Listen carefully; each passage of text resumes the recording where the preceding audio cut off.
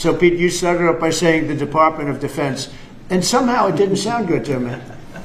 You know, it didn't sound good. Defense, what are we defense? Why are we defense?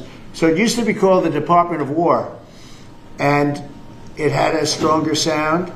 And as you know, we won World War I, we won World War II.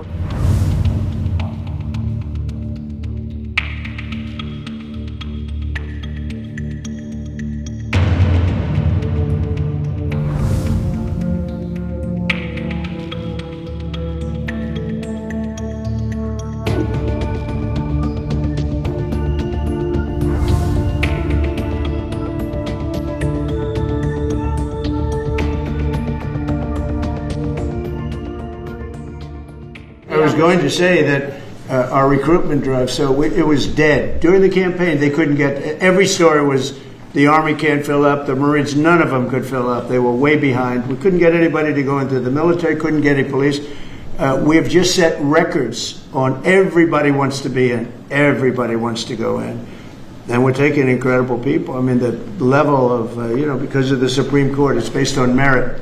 It's all based on merit now. It's not based on anything else. You got to, if you need strong people, you have to get strong people. It's all based on merit. But we're setting records in the Army, Navy, Air Force, Marines, the Coast Guard.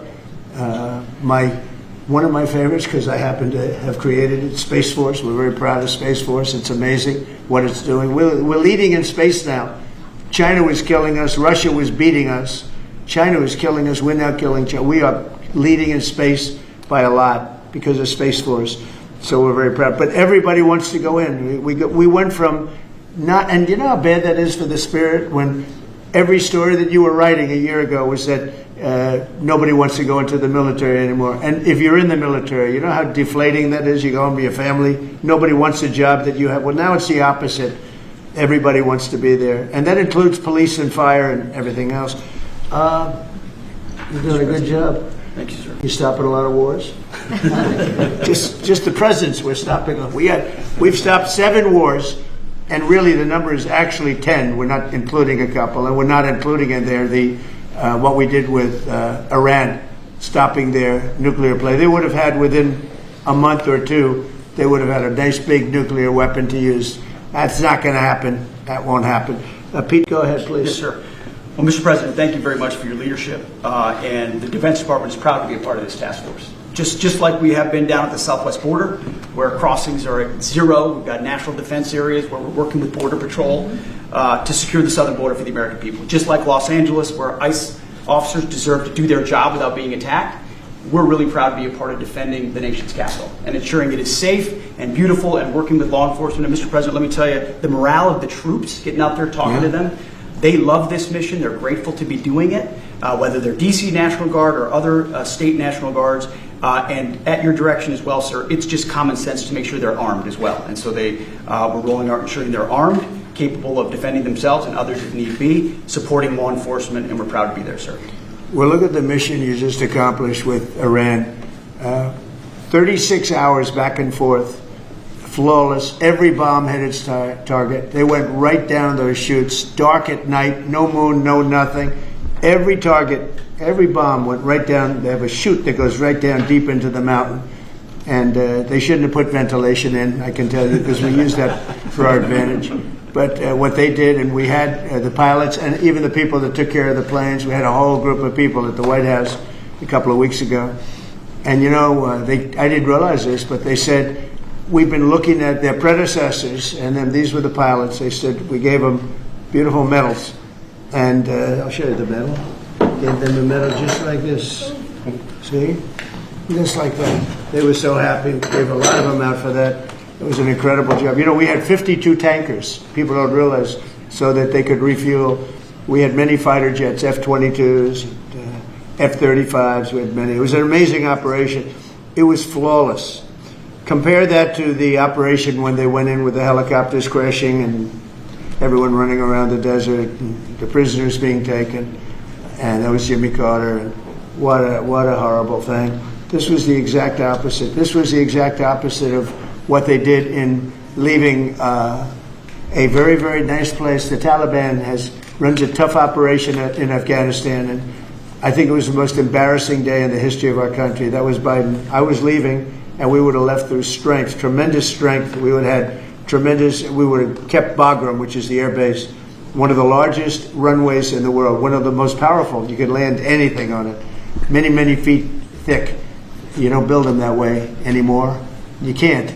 But we left it, and now China's occupying that air base. This was the most incompetent administration in history, the Biden administration. And you're just lucky that they lost, because if they won, you wouldn't have a country anymore. And so, Pete, you started up by saying the Department of Defense. And somehow it didn't sound good to me. You know, it didn't sound good. Defense, what are we defense? Why are we defense? So it used to be called the Department of War. And it had a stronger sound. And as you know, we won World War I, we won World War II, we won everything. Now we have a Department of Defense with defenders. I don't know. If you people want to, standing behind me, if you take a little vote, if you want to change it back to what it was when we used to win wars all the time, that's okay with me. All right? That's coming soon, sir. You let me know if you want to do it. I think Department of War. It just sounded bad. He said, sir, on behalf of the Department of Defense. Defense. I don't want to be defense only. We want defense, but we want offense too, if that's okay. So you'll make a decision. But, you know, as Department of War, we won everything.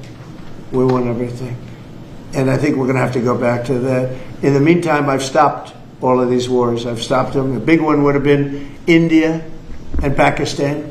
But we stopped them all. We stopped 3 wars. Go to Africa. They like to say, oh, you know, let me tell you, I love black people. And I did great with the vote with the black people. But they say, he's a racist, he's a racist. I said, really? For 35 years, a war raged between Rwanda and the Republic of the Congo. And it was a vicious war. 9 million people were killed with machetes, largely. Hatchets, machetes. That went on for more than 30 years, but 34, 35 years. And I stopped it. In fact, the presidents are coming in a week or two to sign we have the foreign ministers, it's all signed, the war stopped. But I got it stopped and saved a lot of lives. The Congo, that's deepest, darkest Africa. I got that war stopped. Nobody else could have done that. We did a lot of jobs. We did a lot of wars were stopped that nobody thought would even be possible. And I'll tell you what, the war with India and Pakistan, that was the next level. That was going to be a nuclear war. They already shot down 7 jets. That was raging. And I said, you guys want to do trade? We're not doing any trade. We're not doing anything with you if you keep fighting. You got 24 hours to settle it. They said, well, there's no more war going. And I used that on numerous occasions. Trade. I used whatever you had to use. But we got 7 of them stopped. And the one I thought would be easiest, frankly, was going to be Russia and Ukraine. But that turns out to be some big personality conflicts. It's one of those things. But we're going to get that stopped eventually. We're going to get that stopped too. 7,000 soldiers died last week. Think of that. 7,000. I usually say 5,000, but 7,221 soldiers died last week in the fight between Ukraine and Russia. And they're not our soldiers, but they're souls. They're living souls, and they leave their homes, and they wave to their parents, and their parents are so proud as they leave in a beautiful uniform, and a week later they get their head blown off by a drone. New form of military. It's a whole new form of fighting. So I would just like to thank the people that are behind me. Thank you very much. You've done a fantastic job. I appreciate it very much. We're doing a real job, and I'm so proud of DC.